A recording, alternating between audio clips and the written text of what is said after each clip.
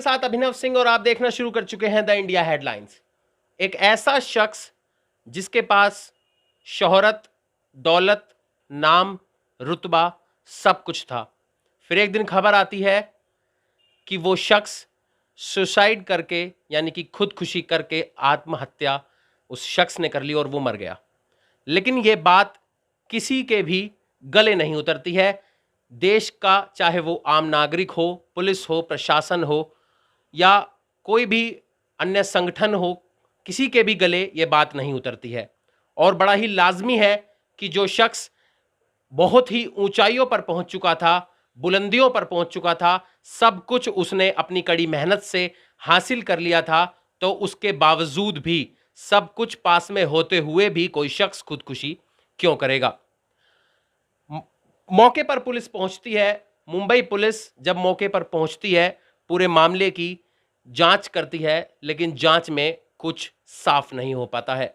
जिसके बाद सुशांत सिंह राजपूत यानी जिन्होंने आत्महत्या की थी, उनके पिता पटना में एफआईआर दर्ज करवाते हैं, जिसके बाद बिहार पुलिस भी हरकत में आ जाती है। लेकिन वहीं बिहार पुलिस का कहना है कि मुंबई पुलिस ने इस पूरे मामले में उन्हें सहयोग नहीं किया, उनका साथ नहीं दिया। और तो और बिहार पुलिस का एक अफसर क्वारंटाइन कर दिया जाता है। कई सवाल इस पूरे मामले में खड़े हो रहे हैं। इस पूरे केस में काफी सारे सवाल हैं जो उठ रहे हैं, और इसी संदर्भ में मेरे साथ रिटायर्ड एसीपी श्री वेद भूषण जी हैं, जो दिल्ली पुलिस महासंघ के अध्यक्ष भी हैं, मेरे साथ मौजूद हैं। उनसे हम बातचीत करेंगे। सर, इस पूरे मामले में मुंबई पुलिस इन्वॉल्व है, बिहार पुलिस इन्वॉल्व है। ये तो एक बात हो गई कि जब जहां कोई घटना होती है, हादसा होता है, पुलिस को सूचना दी जाती है, इत्तला करी जाती है। लेकिन सर, पहला सवाल मेरा आपसे ये है, आपके तजुर्बे के आधार पर प्लीज आप हमारे दर्शकों को बताइए कि क्या ये सुसाइड है या ये मर्डर है। देखिए, जिस तरह से सुशांत सिंह राजपूत की जो डेथ हुई है, जिन हालात में डेथ हुई है, उसको इन्वेस्टिगेट किया जा रहा है। जिस तरह से दो दो स्टेट की पुलिस इसकी इन्वेस्टिगेशन कर रही है, ये अपने आप में एक बहुत हंसी की बात है। दिल्ली के अंदर आशाराम, जिनको बाबा कहा जाता है, बापू कहा जाता है, कमला मार्केट थाने में एक एफआईआर हुई थी। एक लड़की ने उन पर एलिगेशन लगाया कि उनका यौन शोषण हुआ है। पुलिस ने तुरंत उनकी एफआईआर दर्ज की, और चूंकि यौन शोषण जोधपुर के क्षेत्र में हुआ था, तुरंत उनकी एफआईआर सारी केस फाइल बनाकर जोधपुर भेजी गई, क्योंकि जुडिशन वहाँ का था। उसमें इन्वेस्टिगेशन हुई, बापू आसाराम को अरेस्ट किया गया, उनको कन्विक्शन हुआ और जोधपुर की कोर्ट में उसका ट्रायल हुआ। तो बड़ा लीगल पॉइंट और टेक्निकल पॉइंट मैं रेज कर रहा हूँ मैं मीडिया के सामने, क्योंकि मीडिया जिस तरह से इसको हैंडल कर रहा है वो इम्प्रॉपर हैंडलिंग है। चाहे कितने बड़ा चैनल हो, जिस तरह से इसको हैंडल किया जा रहा है वो बड़ी हंसी आती है। जो पुलिस डिपार्टमेंट में जो लोग समझते हैं, कानून को समझते हैं, उनके लिए बहुत हंसी की चीज़ है कि मीडिया किस तरह से ये इसमें रोल अदा कर रही है। ये अपने आप में एक बड़ा मजाकिया सवाल बन चुका है। बापू आशाराम वाले में आज तक वो जेल के अंदर है। अब आप देखिए, जो सुसाइड हुआ, मेरा एक बिहार पुलिस से भी सवाल है और सीबीआई से भी सवाल है। अदालत में, सुप्रीम कोर्ट में मामला विचाराधीन है। यदि बाय द वे सीबीआई, जो बॉम्बे पुलिस है, अपनी इन्वेस्टिगेशन में ये चीज़ एस्टेब्लिश करती है कि ये मर्डर था, तो क्या बिहार पुलिस उसकी इन्वेस्टिगेशन कर पाएगी? कानून इजाज़त नहीं देता। ये जो बिहार पुलिस ने जो राजनीतिक लोगों को खुश करने के लिए, अपने आकाओं को खुश करने के लिए मुकदमा दर्ज किया है, ये बिल्कुल गैर वाजिब है। हिंदुस्तान में शायद इतिहास में पहली बार ऐसा हुआ है। और मैं आपके चैनल के माध्यम से बताना चाहता हूँ, इतने सुशांत सिंह पूरे हिंदुस्तान में, अमेरिका, ऑस्ट्रेलिया, यूरोप में बिहार के आदमी मारे जा रहे हैं। क्या उन सारे मामलों में भी इसी तरह की चीज़ अपनाई जाएगी? मैं बहुत बड़ा सवाल आपके चैनल पर दोबारा कर रहा हूँ कि दिल्ली के अंदर, पूरे इंडिया के अंदर सुशांत सिंह जैसे बिहार के लोग रहने वाले हैं, जिनको मर्डर हुए हैं, रेप हुए हैं बिहारीज के साथ में, तो क्या बिहार पुलिस ने उनका ठेका लिया है कि उनकी इन्वेस्टिगेशन भी वहां करेंगे? किसी मामले में आज तक करी गई हो बिहार में तो बताएं। सुशांत सिंह मामले में ऐसी क्या जरूरत आन पड़ी कि पुलिस के ऊपर डिस्ट्रस्ट हो गया कि बॉम्बे पुलिस नहीं कर पा रही, हम करके दिखाएंगे? सर, वही मैं आपसे पूछना चाहता हूं कि उनका, सुशांत सिंह के पिताजी का ये कहना था, उनके परिवार वालों का ये कहना था कि उन्होंने मुंबई पुलिस को सूचना दी थी, इत्तला दी थी कि उनके बेटे की जान को खतरा है। पिछले कुछ महीनों से उन्होंने अपने घर पर भी बात नहीं करी थी, उनके नंबर चेंज हो चुके थे और लगातार जो मैसेज भेजे जा रहे थे उनका कोई जवाब नहीं आ रहा था। तो जब ऐसे में उनका कोई सहयोग मुंबई पुलिस ने नहीं किया, उनकी कोई मदद नहीं की, जिसके बाद उन्होंने बिहार पुलिस में एफआईआर दर्ज करवाया, तो सर मैं आपसे पूछना चाहूंगा उनके माता पिता की या सुशांत सिंह के घर वालों की मुंबई पुलिस के द्वारा मदद क्यों नहीं की गई? देखिए, ये जो सारा प्रकरण है अभी अंडर प्रोसेस है। 174 सीआरपीसी, जिसको इंक्वेस्ट प्रोसीडिंग बोलते हैं, वो अभी जारी है। और इसकी परिणति जब मजिस्ट्रेट के पास ये मैटर बॉम्बे पुलिस लेके जाएगी, तब इसकी परिणति वहाँ पर होगी। अभी से इस कंक्लूजन पर बिहार पुलिस का पहुँचना, कहना कि जो पुलिस ने कॉपरेट नहीं किया, उनके एक आईपीएस अधिकारी को क्वारंटीन कर दिया गया, जरूरी था, प्रोविजन है कानून के। जिस तरह वो कानून की बात कर रहे हैं, बॉम्बे पुलिस भी कानून पे आ गई है। आपको ध्यान होगा, जब बॉम्बे के अंदर पुलिस कमिश्नर के खिलाफ, सॉरी कैलकाटा के अंदर इस तरह का मामला हुआ था, तो सीबीआई के ऑफिसर्स को डिटेन कर लिया गया था। यदि आपको याद हो, चैनल को, हिंदुस्तान को याद दिलाना चाहता हूं, क्या इसी ये स्थिति लाना चाहते हैं? तमाम प्रशासन, पुलिस के जो गृह मंत्रालय के हमारे मंत्री है, तमाम अधिकारी बैठे हैं, क्या वो यही रिपीट कराना चाहते हैं? क्योंकि वहाँ दूसरी गवर्नमेंट है। अब ये सारा मामला राजनीतिक बन गया है। यदि इस तरह का इंसिडेंट फिर दोबारा हुआ कि सीबीआई अधिकारी जांच करने बॉम्बे पहुंचे, उनको फिर क्वारंटीन किया जाएगा, उनको सहयोग नहीं दिया जाएगा। भाई, जो डॉक्यूमेंटेशन है वो सारा बॉम्बे पुलिस के पास में है। बॉम्बे पुलिस कह देगा हम इसको नहीं देंगे, इट इज़ योर जुडिशन, हमारा है, तो फिर वही स्थिति होगी जो कलकत्ता के अंदर हुई थी। सीबीआई की टीम वहां पड़ी रही थी। लेकिन सर सीबीआई को तो अधिकार है कहीं पर भी जाकर जांच करने के लिए। जांच करने का तो अधिकार है, पर जिस तरह से इस मामले को हैंडल किया जा रहा है, इसमें भी शक शुबा पैदा होता है। भाई, कलकत्ता के अंदर भी यही पोजीशन थी। जो वहाँ की सीएम थी, नहीं चाहती थी, दीदी नहीं चाहती थी कि सीबीआई इसमें इंटरवीन करे, हमारे कमिश्नर को इंट्रोगेट करे, अरेस्ट करे। बहुत हाई ड्रामा हुआ, हाई वोल्टेज ड्रामा हुआ, और ये संभावना से इनकार नहीं किया जा सकता कि ये बॉम्बे में हाई वोल्टेज ड्रामा दोबारा हो सकता है। तो जो ये चीज़ें हैं, ये बड़ी सोचने की चीज़ें हैं।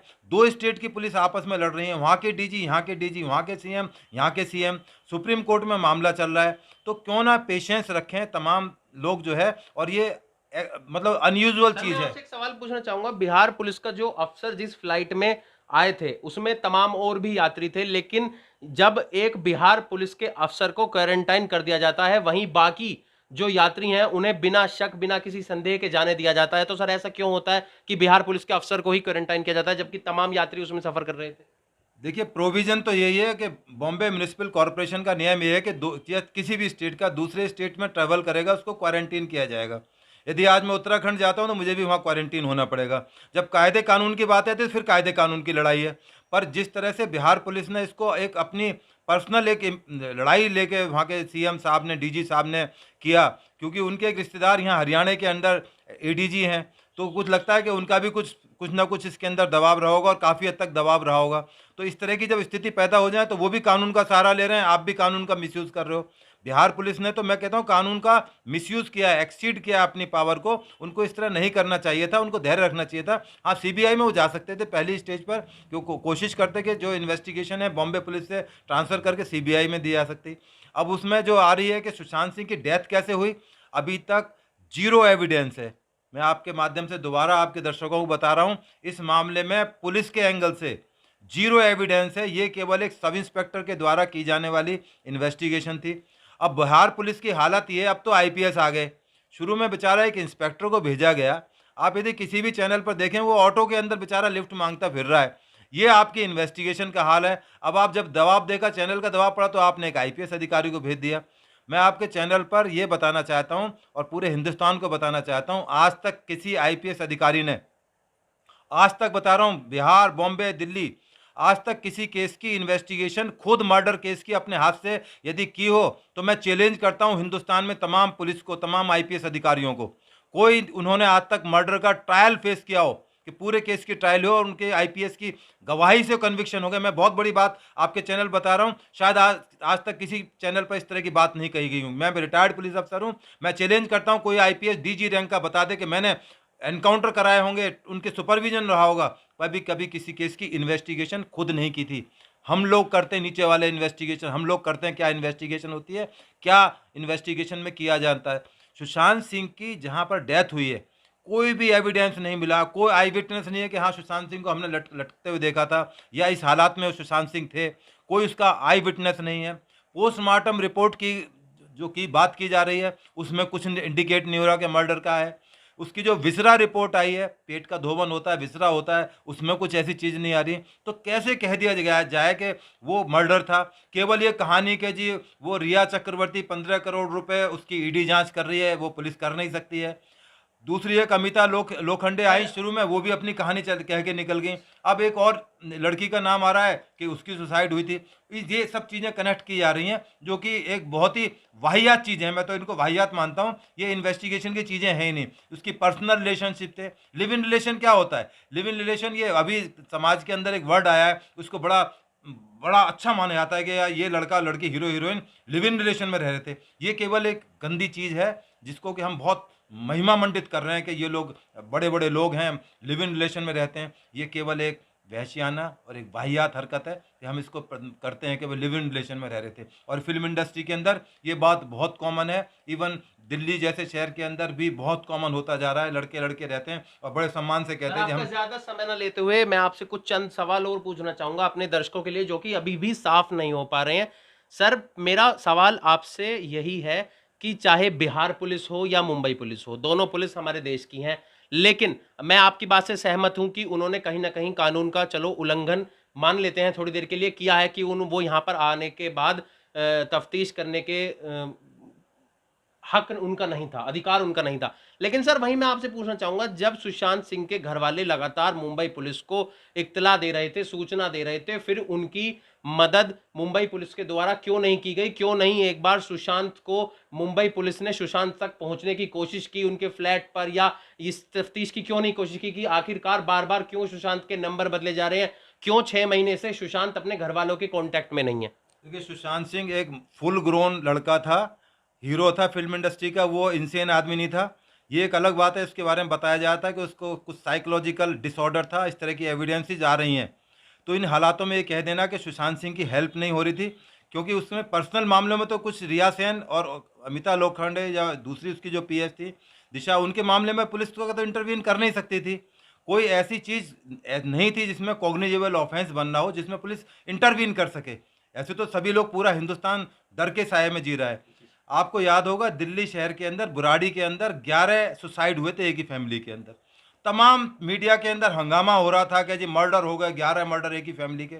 मुझे किसी चैनल पर जाने का मौका मिला, मैंने जैसे आज आपको बिल्कुल बेबाक तरीके से बताया, मैंने बताया ये सुसाइड का केस है। तो बाद में एंकर ने मुझे कहा कि सर आपने नेशनल चैनल पर आपने क्या कह दिया, आपने किस कंक्लूजन पे कह दिया? मैंने कहा सारे इंडिकेट कर रहे हैं कि ये केवल सुसाइड है। तो कहने लगा नहीं, हमारे चैनल की इसमें बड़ी बदनामी होगी।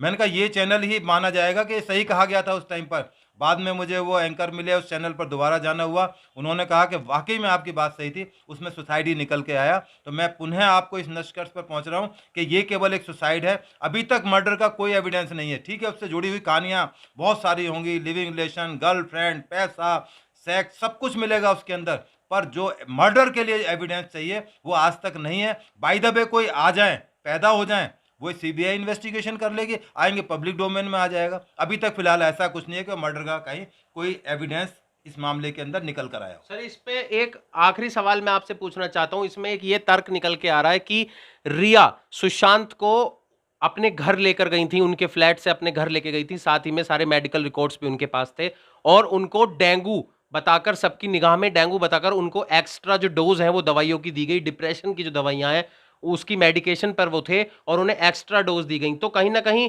एक शख्स को ऐसी हालत में पहुंचा देना कि एक्स्ट्रा डोसेज डिप्रेशन की देना, और फिर वो अगर सुसाइड अटेम्प्ट भी करता है, तो क्या आपकी नजरों में वो मर्डर नहीं है? यदि इस तरह की डोजेज दी गई हैं तो उनका कहीं प्रेस्क्रिप्शन होगा, कोई एविडेंस होंगी। केवल टीवी पर आकर बोल देना, चैनल पर आकर बोल देना, सोशल मीडिया में आकर बोल देना, ये एविडेंस की कैटेगरी में नहीं आता। क्योंकि यदि मर्डर है या अटेम्प्ट टू मर्डर का 307 का अटेम्प्ट किया गया, उनके साथ इस तरह की डोजेज दी गई, तो कहीं ना कहीं उसका एविडेंस मिलना चाहिए। केवल कह देने से एविडेंस नहीं होता कि जी उसने कहा था, ये हियर से एविडेंस माना जाता है कानून में, इसकी वैल्यू जीरो है।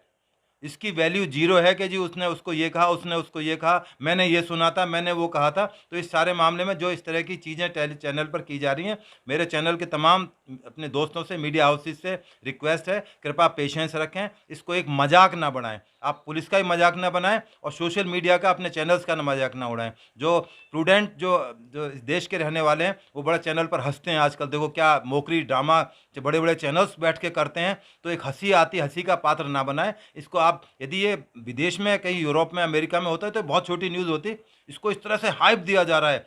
यदि बाहर के चैनल देखते होंगे कितना हंसते होंगे हमारे चैनल पर कि यार ये भी टीवी है, हिंदुस्तान का मीडिया ये भी करता है, कवर करता है। इस तरह की चीज़ें हैं, तो ये ना करी जाए तो ज़्यादा अच्छा है। बाकी तो चैनल अपने हिसाब से इसको चला ही रहे हैं, उनके पास शायद दूसरे न्यूज़ नहीं है, कंटेंट्स नहीं है, जानकारी नहीं है, केवल प्रिजम्पशंस के आधार पर, सुनी सुनाई बातों के आधार पर, सोच के आधार पर, इमेजिनेशन के आधार पर हाइप दिया जा रहा है। इतने हाइप देने की जरूरत नहीं एक है। आखिरी सवाल, अब जैसे ये केस सीबीआई को ये केस सौंप दिया गया है, तो क्या आपको लगता है कि सीबीआई इस केस को कितना साफ कर पाएगी? और आपके तजुर्बे के हिसाब से, आपके तजुर्बे के आधार पर, क्या ये मर्डर है या सुसाइड है? एक आखिरी बार मैं आपसे पूछना चाहता हूँ। ये अभी तक जो एविडेंस मिले हैं ये 100%, 200% केवल और केवल सुसाइड है। सीबीआई अपनी तरफ से तो कोई एविडेंस प्लांट नहीं कर सकती, प्लांट करेगी तो सीबीआई भी फंस जाएगी, कटघरे में आ जाएगी। तो मुझे नहीं लगता, सीबीआई एक बहुत बड़ी अच्छी इन्वेस्टिगेटिंग एजेंसी है। वैसे तो उनके लेवल की चीज़ ही नहीं थी, एक सब इंस्पेक्टर को लेवल की चीज़ थी, उसमें आईपीएस और कमिश्नर और इतनी बड़ी बड़ी एजेंसीज को झोंक दिया गया, और केवल राजनीतिक कारण से, और कोई इसके पीछे वजह नहीं है कि उसको करा गया। बाकी सुप्रीम कोर्ट के अंदर ये विचाराधीन है कि रिया चक्रवर्ती को कब रिलीफ दिया जाएगा। सीबीआई की जो इन्वेस्टिगेशन पेंडिंग पड़ी हुई है वो अभी एक हफ्ते बाद डिसाइड होनी है। तो ये कोर्ट को भी कुछ डिसाइड करने का मौका दें। कायदा कानून इस देश के अंदर है, रूल ऑफ लॉ है इस देश के अंदर, तो हमें ट्रस्ट करना चाहिए, विश्वास करना चाहिए। मैं पुनः कहता हूँ, ये केवल और केवल अभी तक के एविडेंसेस के आधार पर सुसाइड है, नॉट मोर देन दैट।